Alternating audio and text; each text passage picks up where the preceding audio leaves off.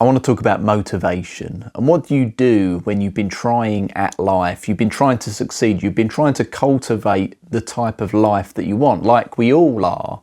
But what happens when it doesn't work out? How do you sustain the motivation when you're trying and trying, failing and failing? Because obviously if you're not seeing any signs of success, if you're not getting any feedback from the world about the things that you're trying and how they're actually moving you forward or in the right direction, how do you sustain the motivation to continue, to not give up, to not feel absolutely hopeless, to not just, I don't know, curl up in bed and get into a depression and never want to come out of it? Like it can get pretty bad, like we all want things in life and, there's mixed messages. Sometimes we're told that we should aim high, follow a goal, and other people say don't follow goals. They're just the route to misery, ambition and wanting and needing and all that kind of, like a goal itself is a projection into the future. And if your mind is in the future, it's not in the present. And any, I don't know, Zen Buddhist monk will tell you that the future isn't where you want to be. The now, the present moment, so far as mindfulness and meditation goes, that's always the aim.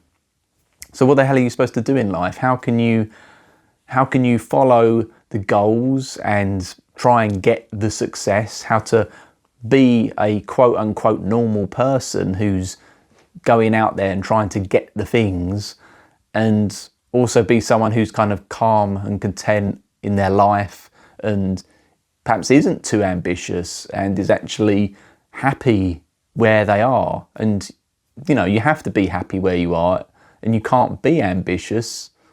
Like there's just mixed messages going on. I just want to explore that. I'm going to talk a little bit about my life. You can tell me what you think or not.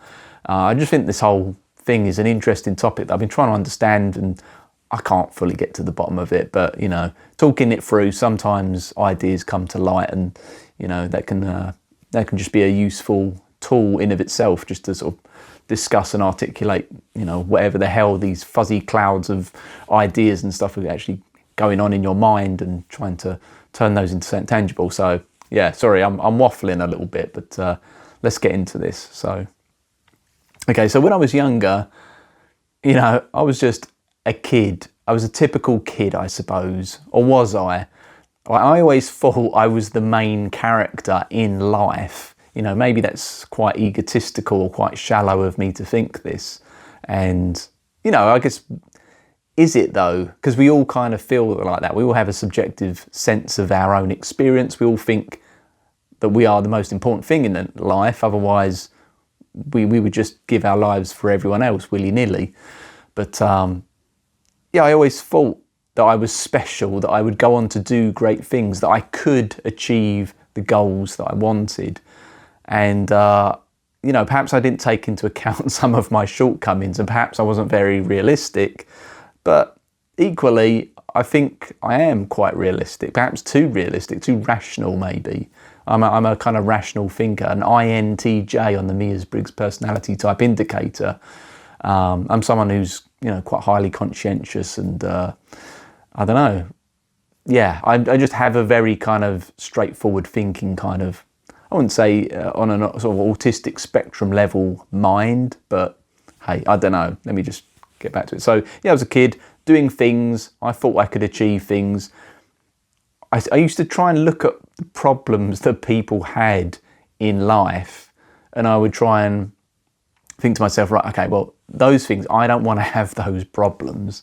So when I was younger, like maybe in my teenage years, I would think to myself, okay, I can see my dad, he's going to work, he's commuting, to London or whatever, and that is taking its toll. He's maybe doing a 3-hour, 4-hour round trip, depending on traffic, in addition to doing a job that, I can't say he particularly enjoyed or never used to talk about. It was just work for work's sake. It's work to pay the bills. He was, he was living to work rather than working to live. Or is it the other way around? Probably the other way around. Anyway, he was doing a job. He didn't do the job for the fun of it. He did it to pay his bills. And I just thought, okay, there's an example of something. Okay, I never want to have to commute into work. I never want to have to make like work a big part of my life, or certainly the travel to and from a place of work. I don't want, because like when you think about a day, you know, people say, oh, you know, you've got 24 hours in a day to do things, you know, make the most of it. You know, there's still quite a lot of hours there. There isn't 24 hours in a day. Like if you're trying to get a good night's sleep, you might need 8 to 10 hours of that 24 hours just spent sleeping. When you take into account all those little, the motions you go through to, I don't know, walk to the bathroom, or, you know, go to toilet, to make a meal, to buy food, to go shopping, to, you know, make decisions. You know, there's just little bits of time throughout the day where really you have about 10 hours a day. You know, the rest of the time is either spent shopping for food, preparing food, eating food, shitting out food, or, you know, just general day-to-day maintenance. Maybe brushing your teeth after having eaten food. Like, a lot of stuff seems to revolve around food. But, you know, we're human beings. You can't get around that. You know, we can't just plug ourselves into a battery port and recharge that way. We're not some kind of weird, you know, Borg-like creature, android or something. Anyway, so yeah, we got 10, let's just say we got 10 hours a day. It's like, what can we do with that? I don't want to spend 3 to 4 hours of my working week spent, you know, commuting per day. So like, I learned, right, okay, I'm not going to do that. I'm not going to go to a place of work. And, you know, there was obviously a rational, logical sort of step to thinking about living a life like that. You know, you just see that someone's doing that, they're wasting a lot of time, they're always complaining about the commute. My dad didn't like the commute to work, he hated it, and didn't really like his job. He did it, you know, he I guess you could say he was pretty successful.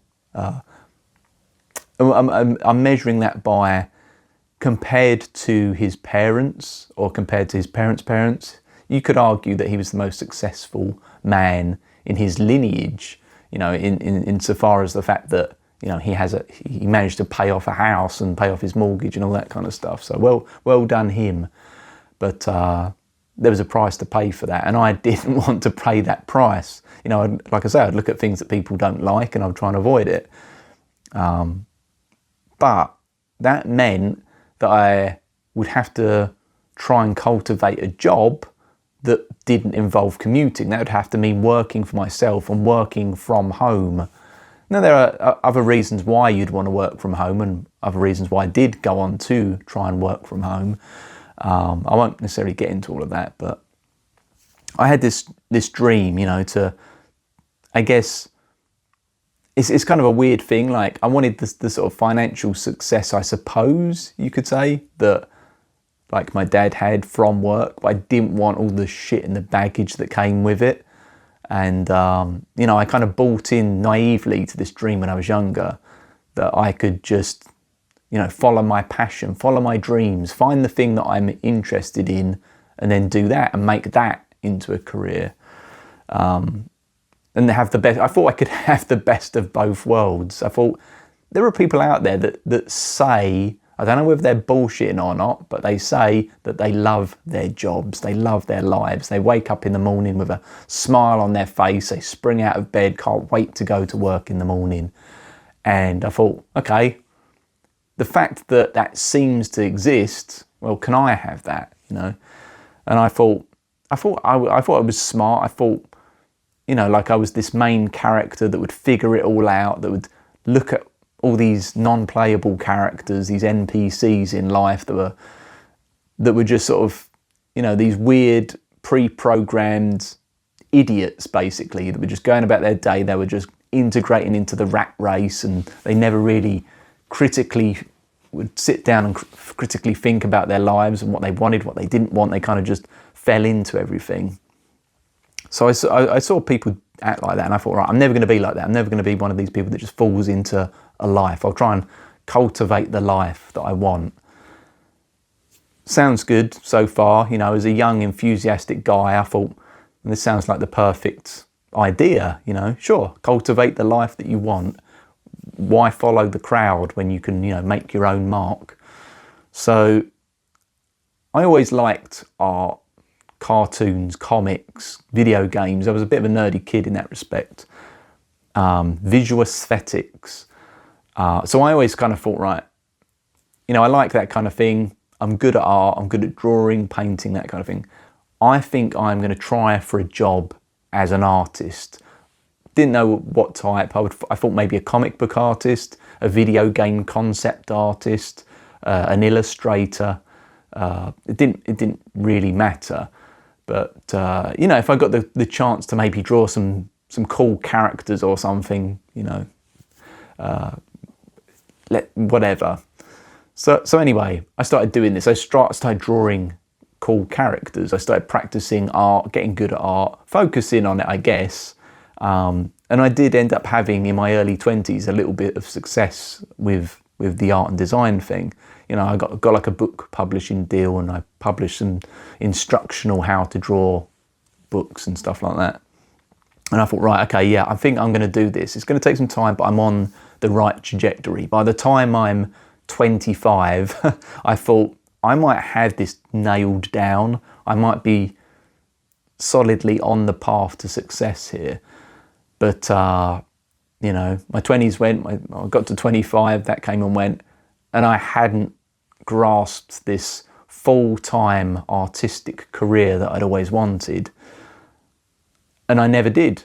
You know, I'm now in my 40s, so, you know, decades have gone by since, you know, being in my early 20s, and I never did it. I never quite managed to turn the passion into a full-time career. And I haven't really stopped, you know. I guess you could say I've never been completely and utterly nothing but relentless.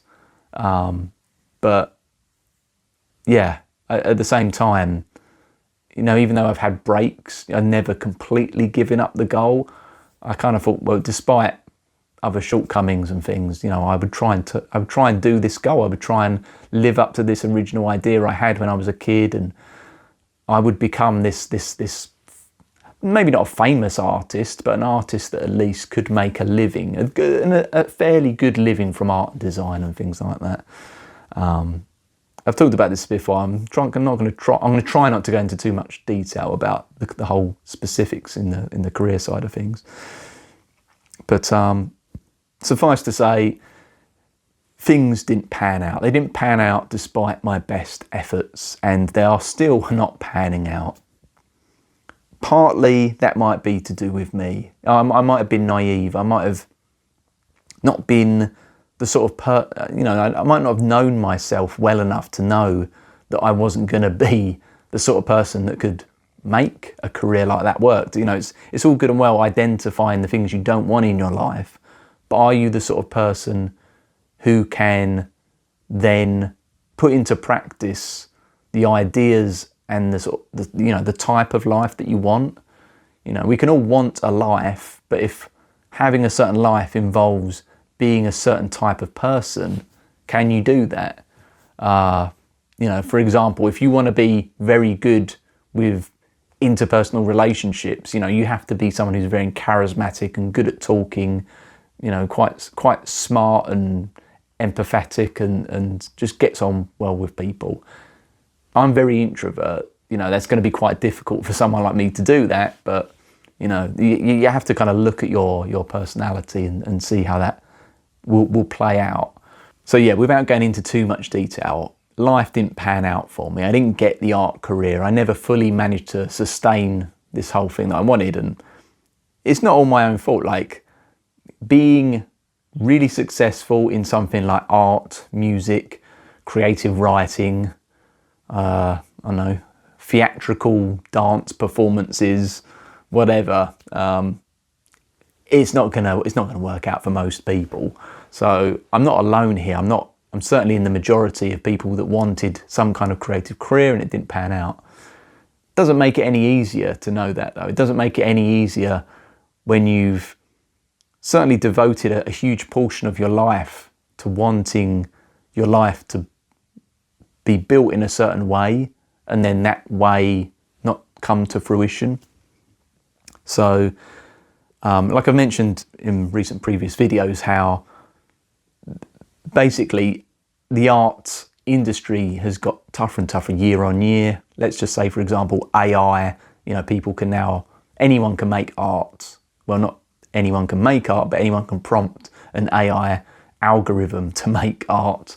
So the thing that I'm producing is now of very low value in some contexts, in most contexts.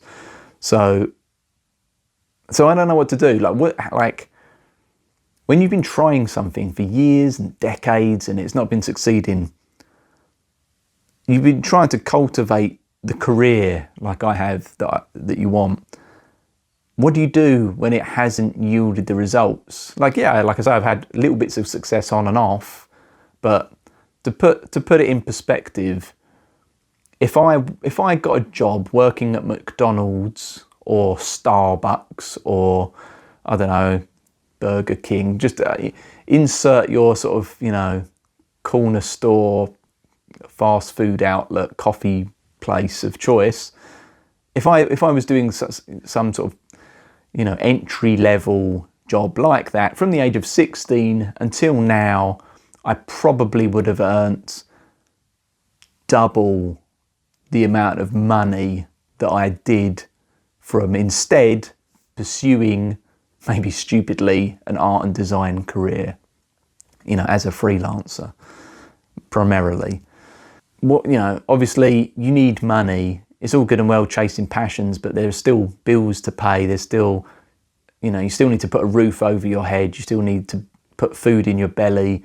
And equally, you need a partner who, in a modern day world, is going to need a part of your income in order to survive. We're not living in the 1940s, the 1950s anymore, where one person, particularly a man normally, would be able to provide, be the sole bread earner in a relationship and provide a household income.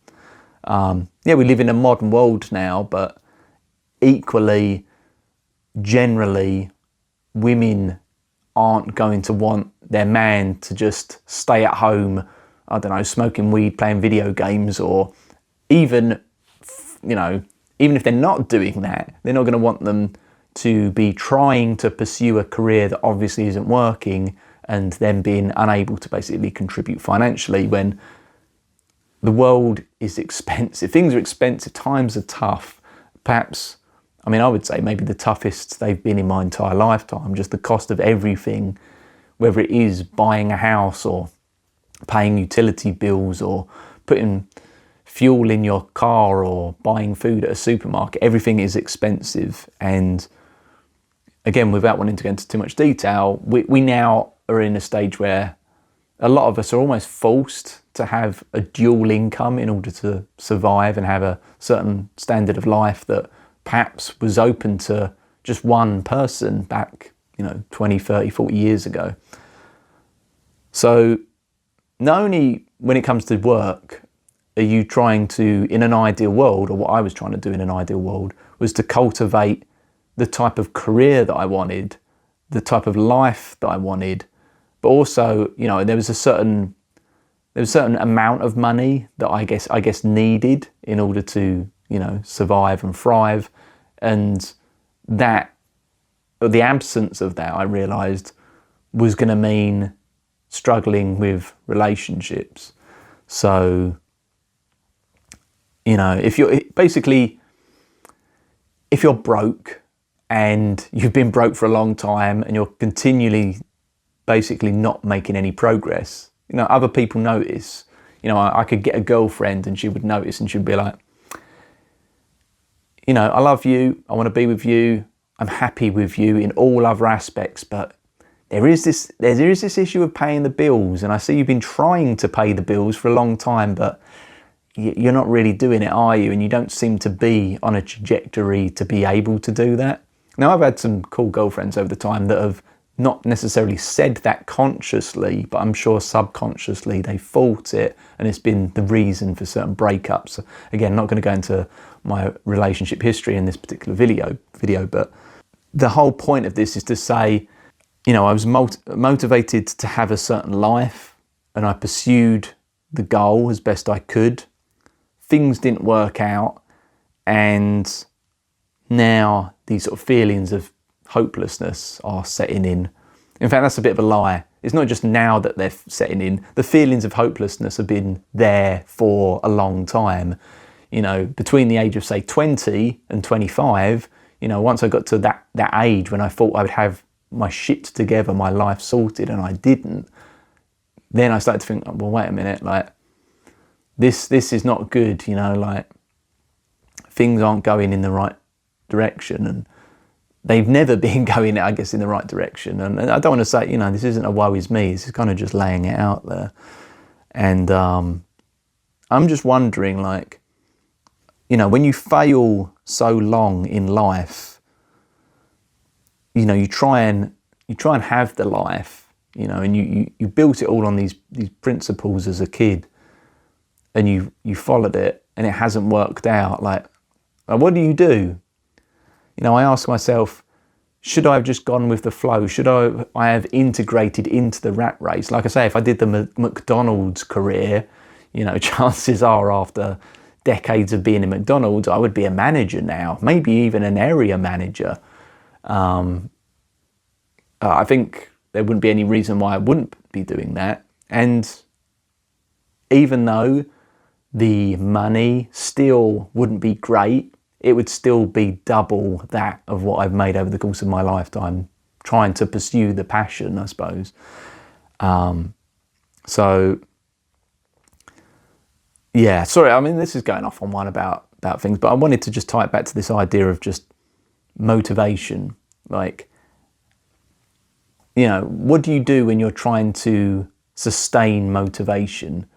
You know, whether it's trying to make the life that you want happen, or whether or not you just give up. Now, I would imagine that most people that listen to what I'm saying would say, dude, you fucked your life up. You need to think of something else. Go out there, give up this stupid dream. Yeah, do the 3 or 4 hour commute if that's what it takes. Forget this art bullshit. Like, forget this stupid dream and following passions. Passion doesn't pay bills. You've obviously miscalculated in your life, and the things that you thought you were being clever, but obviously you weren't. You know, you made some bad decisions. Get over it and, you know, start again. It's never too late, all that kind of shit.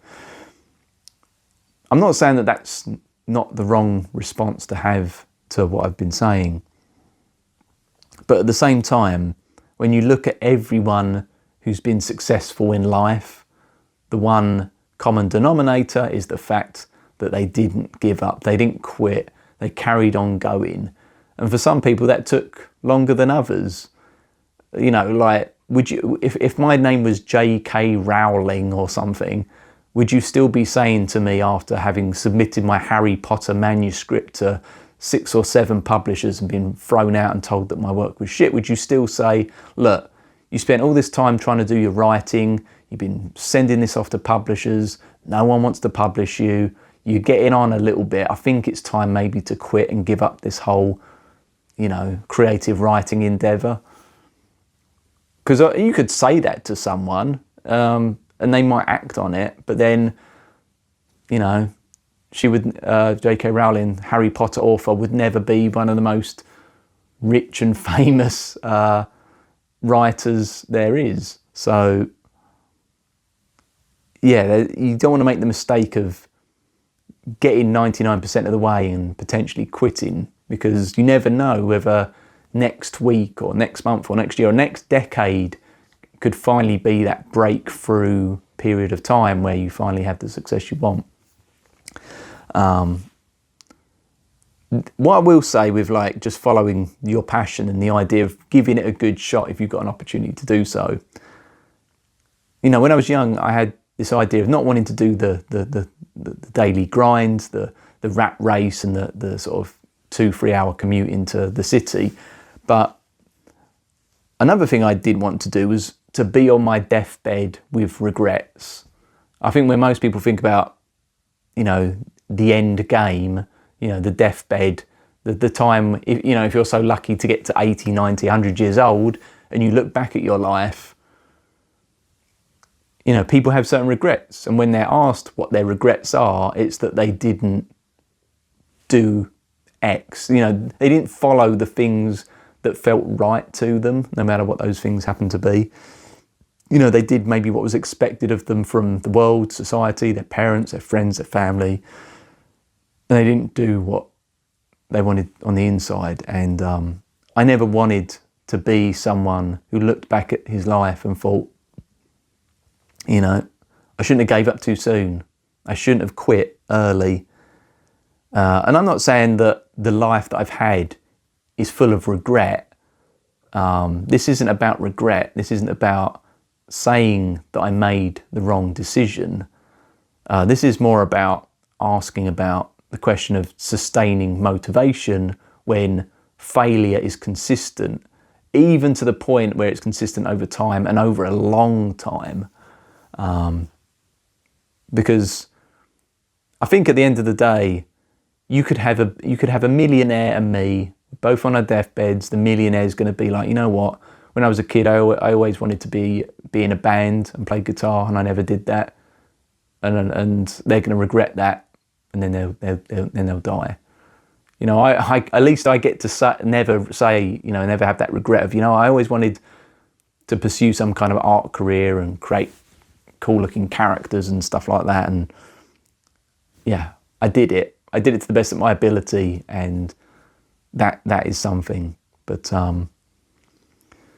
the thing with motivation, I think, is just when you do a thing and it doesn't pay off, you struggle to keep doing it, or to keep doing it as much as is necessary. You know, you have to then default onto like willpower to sustain things. So, you know, if you're trying to lose weight and you're 200 pounds overweight, you're 20 stone overweight, whatever it is, you're trying to lose weight. And so you start eating better, you start working out. Maybe at first things start going well, like my art career did, you know, going from my sort of teens to early 20s. Things are kind of on the up, but you don't have the success you want. You're putting in the effort. You're eating well when you'd rather be eating pizzas and donuts, but no, you're eating your salads or whatever you need to eat. You're going to the gym 2, 3, 5 times a week when you'd rather just be sitting at home watching TV or scrolling on your phone. And you're having limited success. Maybe you're having no success, or maybe you're just losing a pound a week. And it's like, well, you're 200 pounds overweight. You know, you do the math and you realise it's going to take 3 or 4 years for you to just get down to a healthy weight. And then from that point onwards, you still need to then sustain that healthy weight. And it would be, for me, it seems like it would be crazy to continue doing that for years and years, whether it's losing weight or like me pursuing an art career. It would be crazy to do that and expect to not feel demotivated at some point, to not feel hopeless,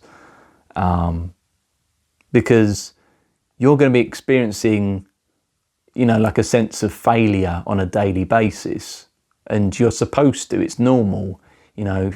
As a human being, you know, we're wired to go out into the world, find the things we need, to find what works, and then to basically double down on that and to keep, you know, spamming that tactic as much as we can until the tactic pays off, and then we move on to the next thing.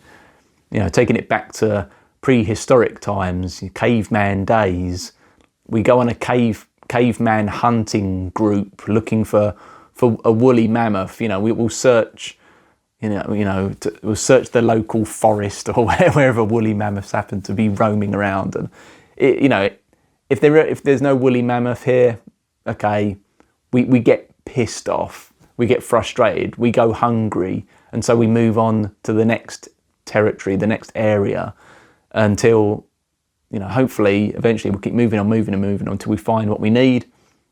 Once we find a herd of woolly mammoth, right, we're going to spam that, we're going to eat them, we're going to hunt them, and then things are good. But I guess my point is, whether you're hunting woolly mammoth or collecting berries or something, like, you go out into the world, you look for a thing, and if you don't find the thing that you're looking for, you feel frustrated, you feel demotivated. And it's your body's way of basically telling you that whatever it is you're currently pursuing isn't working and you perhaps need to try something else. And there's a line, and I think this is really what I want to get to. This is the whole point of this entire talk, really. You know, like at what point do you give up, and at what point do you continue? And if you continue, how do you offset the feelings of disappointment, hopelessness, frustration, etc.? Because there are some things in life which I think we'll all agree are good, you know, really good to have, perhaps even necessary to have, but aren't easy to come by. And to some degree it has to be that way, because if we can all have what we want, then we're never going to strive for anything. And but you know, we all need to kind of lose weight and get in shape and all that kind of stuff. We all need to earn money, the more the better, because money is opportunity. And whether it, you know, like I say, the opportunity to just be happy in life, the opportunity to pay the bills, or the opportunity to then use that money to establish relationships and, you know, raise kids and, you know, pay for things that need paying for. It's just like, I don't know, things just seem difficult, and I just don't know how you deal with that kind of sense of hopelessness, you know. And I've said to some people before, look, here's the situation.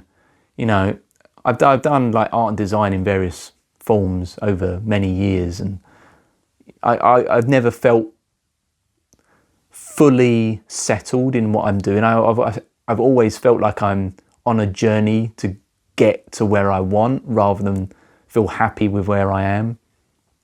And a few people in my life now that I care about say to me basically, look, don't give up, keep going, just don't lose hope. It's easier said than done, especially after it's been going on a long time and you've been worn down by the grind.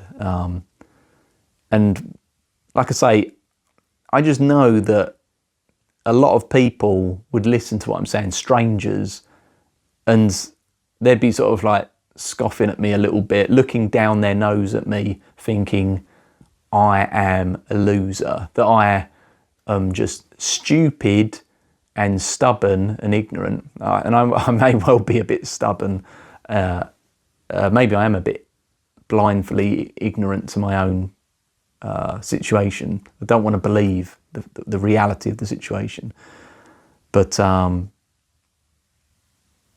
yeah, how do you balance all these things? How do you balance the motivation to keep going when you're not getting the results you want? Or, you know, how do you follow your passion and not die with regret, but equally sustain a life, you know, like be able to basically pay the bills? Because yeah, like at this point I'm pretty tired of just things. And as the last couple of videos that I put out mention, even the times when I have quit the art game to do other things, those other things haven't worked out either. It's not like an A-B binary alternative where you have following the passion and maybe it working, high chance of it not, or having just super success in the alternative. No, sometimes the alternative is even worse. You know, just to recap and to expand upon that point a little bit more. So, like I say, I've been trying to do the art game. That hasn't panned out. And throughout the last couple of decades, I've had other little jobs to help subsidise my income. There was a time when I worked behind a bar, when I worked in a pizza place making pizzas. There was a time when I worked in a factory, basically order picking. And what else did I do? I worked as a carer for a bit. So I was looking after people with disabilities. And most recently, delivery driving for a pizza place. And what can I say? Those jobs were all shit. And they're the sort of jobs you go to when you go to like Indeed or Total Jobs or CV Library or some kind of job website. They're always the jobs that are always there. Carers, drivers, bar staff. It's takeaway place. Restaurant workers, waiters, stuff like that. Those jobs are a dime a dozen. They're known for being shit jobs, and they were shit jobs. So it's like when I talked about McDonald's earlier. I could have worked at McDonald's for the last couple of decades, and I would be financially double better off than I am now. But equally, I would be working at McDonald's, and I don't want to work at McDonald's. No disrespect to anyone that does, and like I say, I've worked some less than desirable jobs, and to some people those types of jobs suit them, and fair enough. That type of job hasn't and wouldn't suit me. But it's not all about the money, but certainly it plays a part. And it's just with life, you're trying to tick all the boxes, aren't you? You're trying to look at all the things you don't want. You're trying to look at all the things you do, and then you're trying to find the sort of the cross section, where those two things meet in the sort of Venn diagram. And the point where they meet is quite small, and it's quite hard to navigate and get to that point. And often I feel like I assume I'm not the only one who's trying to live a life that they're not happy with, that they feel their life isn't perfect. Like, there's a part of me that thinks, well, yeah, no one's life is perfect. Everyone is having problems. Everyone's had to make sacrifices, or, it swings and roundabouts. Some people have chosen, to perhaps miss out on having a family or kids of their own because they want to pursue other interests, and that's fine. Other people have chosen that they want to do the whole family thing, but it's meant that they've missed out on pursuing their own personal interests, and that's fine for them as well. Maybe the thing is you can't have everything, but it doesn't make it easier to just know that, and yeah, what do you do when just at the end of the day, like, you just start feeling tired, don't you? You start feeling like you've had enough of this. You've had enough trying, failing, and like the goal is to have everything. The reality is you can't have everything, but the dream and the goal doesn't stop. Even if rationally there's a part of me that sort of has grown up and matured a little bit and realised that actually, sometimes life is a bit shit and you can't have everything you want. There's still this stupid part of me that doesn't want to give in, that doesn't want to listen to that wants to feel as though, yeah, I still can have that. I still can have this somehow. I just need to figure it out. And then I don't know. Maybe sometimes I'm questioning whether I'm just completely and utterly deluded. I've been bullshitting myself to such an extent that I completely have fallen for my own lies, and I feel like I can have the things I want. Now, when I talk about the things that I want, or when people talk about what the things that they want, so well, let's just talk about from my own perspective. I don't want to talk for anyone else. I don't want to be unrealistic. I don't want to be a millionaire. I don't want a yacht. I don't want a supercar. I don't want 20 hot models lining up waiting for me to put a wedding ring on one of their fingers. I don't want fame. I don't want admiration. I don't want tons of friends. Well, having lots of friends isn't a bad thing, but I don't want to have to manage a huge social network. I don't want to have to maintain like a massive business that turns over millions and have to deal with employing staff and the stresses that goes with like maintaining a very complex life and business. I'm trying to be realistic. Not realistic, but I suppose everyone's got their own goals. I just want to feel as though, in comparison to most other people, the majority of people where I am, that I want to feel as though I fit in there, that I'm not earning, half of what they are, or a third or a quarter of what they are. I want to feel as though, if people can get, if most people can get into relationships, I want to get into a relationship. If most people, I don't know whether most people would say that they get into good relationships, but I want to get into a good relationship. I want to just iron out all the crap and maintain something that's good. And I'm willing to put the time and energy into doing that, or I have been, and I have put a lot of energy into things. And when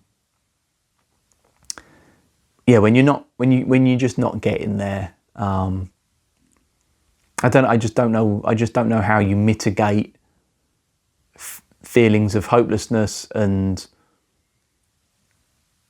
how you sustain the energy to keep going. And this idea is nothing new. Like I say, every year or every week, life is punctuated by self-doubt and a feeling as though things aren't going to work out, or just a lack of confidence with the future. But all I can say, talk is from where I'm at the moment.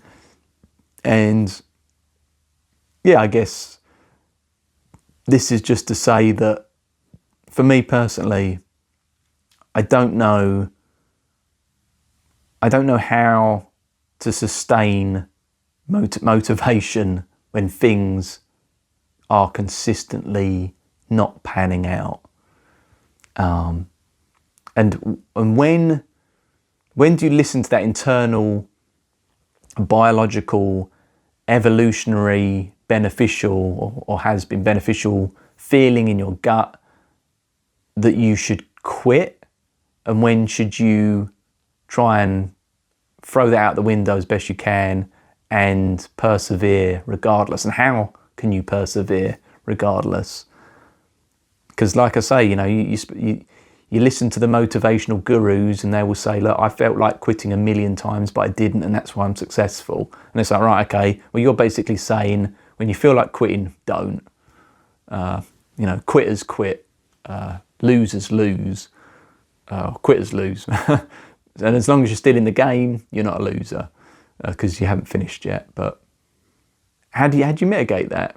There's this idea of your motivational system being governed by chemical reactions in your brain, mainly sort of dopamine being released when you are basically in pursuit of a goal and you see yourself moving closer towards that goal and achieving that goal. Your brain basically then physically, biologically rewards you with a little dopamine hit.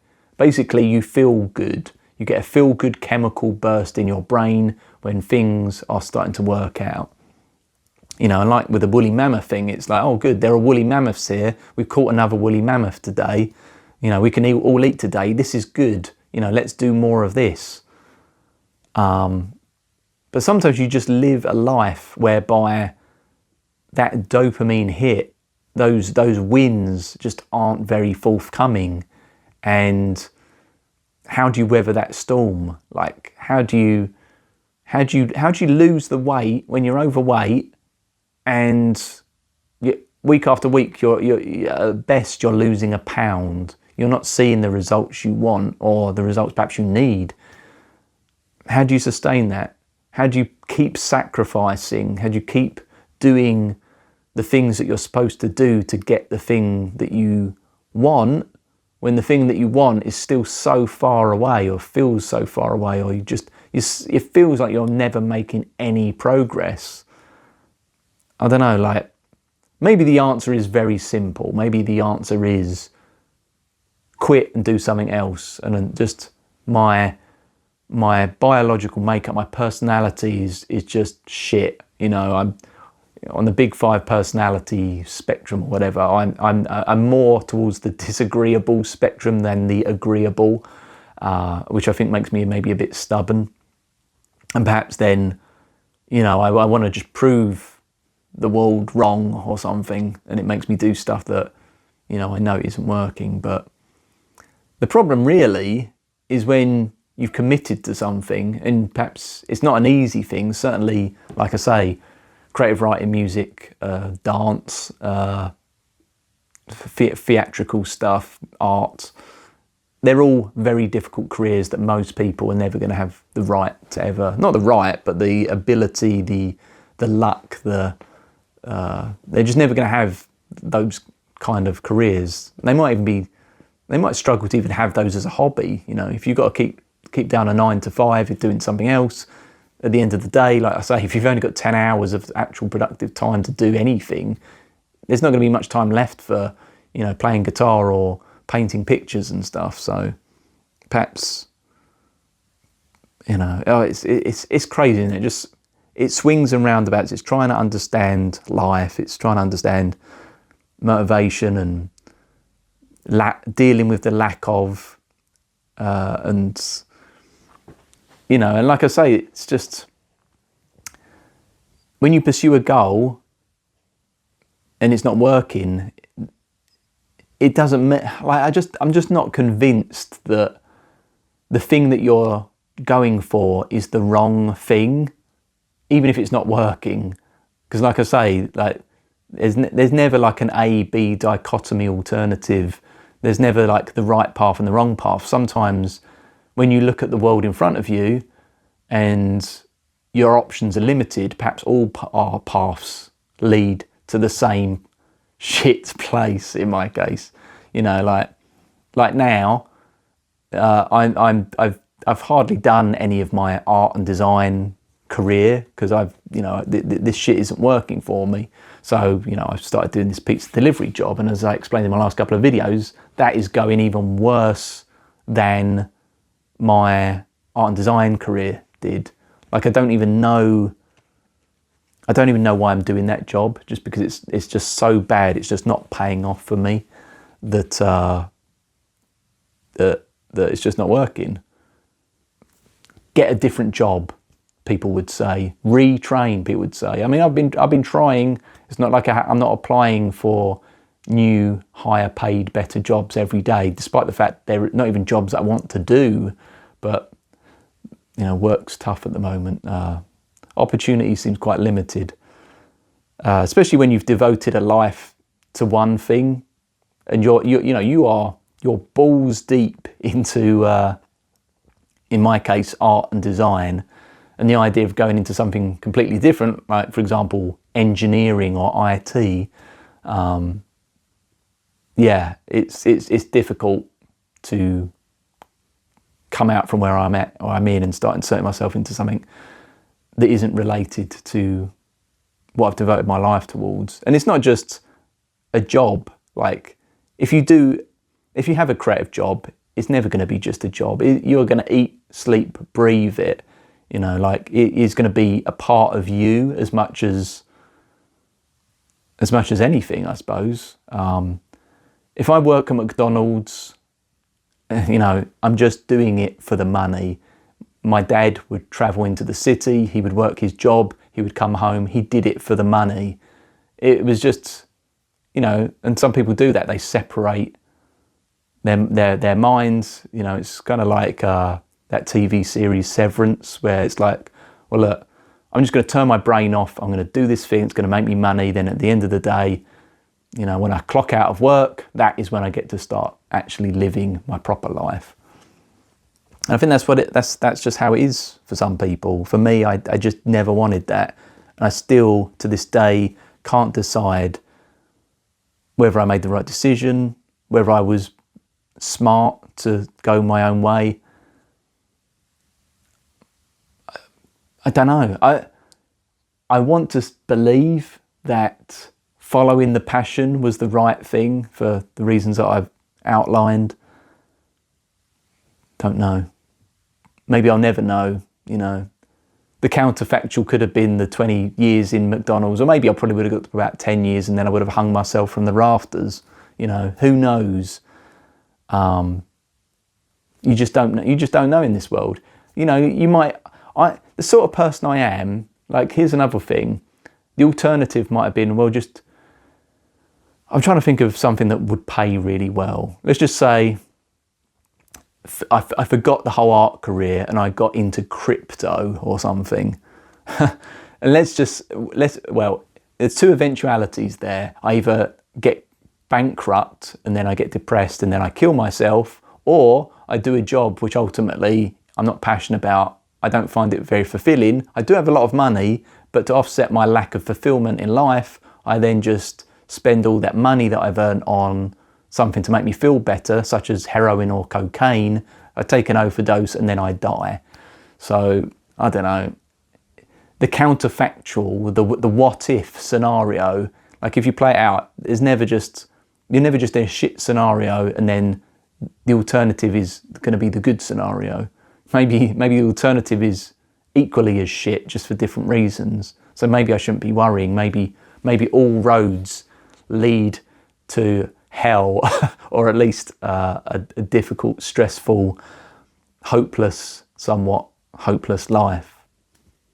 I don't know. Maybe it just depends on your personality. Maybe you can maybe you can be broke and disappointed and frustrated your whole life, but for some reason you've got some weird quirk whereby you don't experience that frustration on the same level as the next person. Me, being someone who's highly neurotic, perhaps whatever I do in life, I'm destined to worry about it. That's just how that is.